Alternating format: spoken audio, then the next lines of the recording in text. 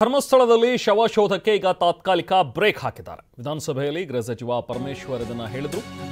ಎಲ್ಲಾ ಕಡೆ ತೋರಿಸಿದ್ರೆ ನಾವು ಹೋಗಿ ಅಲ್ಲಿ ಅಗಿಯೋದಕ್ಕೆ ಆಗೋದಿಲ್ಲ. SITಗೂ ಕೂಡ ತಾವು ಮಾಡ್ತಾ ಇರುವಂತದ್ರ ಬಗ್ಗೆ ಗೊತ್ತಿದೆ. ಸೊ ಹಾಗಾಗಿ ನಾವು ಕಂಪ್ಲೀಟ್ ಆಗಿ ಅವರಿಗೆ ಫ್ರೀಡಮ್ ಕೊಟ್ಟಿದ್ದೀವಿ. ಎಲ್ಲಾ ಕಡೆ ತೋರಿಸಿದ್ರೆ ಅಲ್ಲಿ ಹೋಗಿ ಅಗಿಯೋದಕ್ಕೆ ಆಗೋದಿಲ್ಲ. ಗೃಹ ಸಚಿವ ಪರಮೇಶ್ವರ್ ಅವರು ಹೇಳಿರುವಂತ ಇವತ್ತು ವಿಧಾನಸಭೆಯಲ್ಲಿ ಮಾತನಾಡಿರುವಂತ ಮಾತಿದು. ಸ್ಥಗಿತಗೊಳಿಸೋ ಬಗ್ಗೆ SIT ಅವರೇ ನಿರ್ಧಾರ ಮಾಡಿದ್ದಾರೆ. ಅವರಿಗೆ ನಾವು ಫುಲ್ ಫ್ರೀಡಮ್ ಕೊಟ್ಟಿದ್ದೀವಿ. ಈಗ ಸದ್ಯಕ್ಕೆ FSL ವರದಿ ಬರೋವರೆಗೂ ಕೂಡ ತಾತ್ಕಾಲಿಕವಾಗಿ ಅಗಿಯೋ ಕೆಲಸವನ್ನ ನಿಲ್ಲಿಸ್ತಾರೆ. ಸೊ ಸ್ಥಗಿತಗೊಳಿಸೋ ಬಗ್ಗೆ ನಾವಿದನ್ನ ತೀರ್ಮಾನ ಕೈಗೊಂಡಿರೋದಲ್ಲ, ಸ್ವತಃ SIT ತೀರ್ಮಾನವನ್ನ ಮಾಡಿದೆ. ನಾವು ಇದರಲ್ಲಿ ಎಚ್ಚರಿಕೆಯಿಂದ ಹೆಜ್ಜೆ ಇಡ್ತೀವಿ ಅಂತ ಹೇಳಿ ವಿಧಾನಸಭೆಯಲ್ಲಿ ಗೃಹ ಸಚಿವ ಪರಮೇಶ್ವರ್ ಹೇಳಿದರು. ತನಿಖೆ ಬಹಳ ಗಂಭೀರವಾಗಿ ನಡೀತಾ ಇದೆ. ಈಗೇನು ಅವರು ವಿಟ್ನೆಸ್ ಪ್ರೊಟೆಕ್ಷನ್ ಆ್ಯಕ್ಟ್ನಲ್ಲಿ ಹೇಳಿದರು ಅದೆಲ್ಲವನ್ನು ಕೂಡ SITನವರು ಅವರಿಗೆ ಮಾಡಿದ್ದಾರೆ. ಜೊತೆಗೆ ಏನೆಲ್ಲ ಇನ್ವೆಸ್ಟಿಗೇಷನ್ನಲ್ಲಿ ಸಾಧ್ಯತೆ ಇದೆ, ಟ್ರಾನ್ಸ್ಪರೆಂಟಾಗಿ ಇನ್ವೆಸ್ಟಿಗೇಷನ್ ಮಾಡೋದಕ್ಕೆ ಸಾಧ್ಯತೆ ಇದೆ, ಯಾರದೇ ಒತ್ತಡಕ್ಕೆ ಮಣಿದೇ ಇರತಕ್ಕಂಥ ರೀತಿಯಲ್ಲಿ ಯಾರನ್ನೂ ಕೂಡ ಈ ಇನ್ವೆಸ್ಟಿಗೇಷನ್ನ ಡೈಲ್ಯೂಟ್ ಮಾಡೋದಕ್ಕೆ ಆಗಲಿ ಅವಕಾಶ ಕೊಡೋದಕ್ಕಾಗಲಿ ಇದು ಯಾವುದನ್ನೂ ಮಾಡದೆ ಭಾಳ ಫೇರ್ ಆಗಿ ಇವತ್ತು ಇನ್ವೆಸ್ಟಿಗೇಷನ್ನು ನಡೀತಾ ಇದೆ.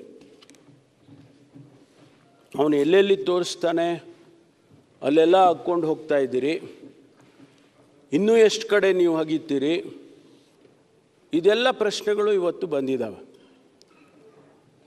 ಅವನು ಇಡೀ ಧರ್ಮಸ್ಥಳದ ಪೂರ್ತಿ ಎಲ್ಲ ತೋರಿಸಿದರೆ ಅಗಿಯೋದಿಲ್ಲ. ಆದರೆ ಈಗೇನು ಅವನು ಹೇಳಿದ್ದಾನೆ ಆ ಸ್ಥಳಗಳನ್ನು ಮುಂದಕ್ಕೆ ಈಗ ಒಂದಿಷ್ಟು ಸಂಖ್ಯೆ ಎಲ್ಲ ಆಗಿದೆ, ಮುಂದಕ್ಕೆ ಹೋಗಬೇಕಾ ಬೇಡವಾ ಅನ್ನುವ ತೀರ್ಮಾನ ನಾವು ಮಾಡೋದಿಲ್ಲ, ಸರ್ಕಾರ ಮಾಡೋದಿಲ್ಲ. We have given the freedom for the SIT and SIT only will decide whether to go forward or not. ಈಗ ಇದನ್ನು ಖಾತ್ರಿ ಮಾಡ್ಕೊಳ್ಳೋದು ಹೇಗೆ?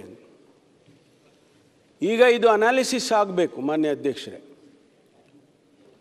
ಆ ಸ್ಥಳಗಳಲ್ಲಿ ಅವರು ಅನಾಲಿಸಿಸ್ ಮಾಡಿ, ಕೆಮಿಕಲ್ ಅನಾಲಿಸಿಸ್ ಮಾಡಿ, DNA ಮಾಡಿ, ಹೌದು ಅಲ್ಲೇನೂ ಇರಲಿಲ್ಲ, ಏನೂ ಇಲ್ಲ, ಆ ಸ್ಯಾಂಪಲ್ನಲ್ಲಿ ಯಾವುದೇ ರೀತಿಯ ಹ್ಯೂಮನ್ ಇದು DNAನಲ್ಲಿ ಹ್ಯೂಮನ್ ಇದು ಬರಲಿಲ್ಲ ಅಂತಾದರೆ ಅದು ಬೇರೆ ಕನ್ಕ್ಲೂಷನಿಗೆ ಬರುತ್ತೆ.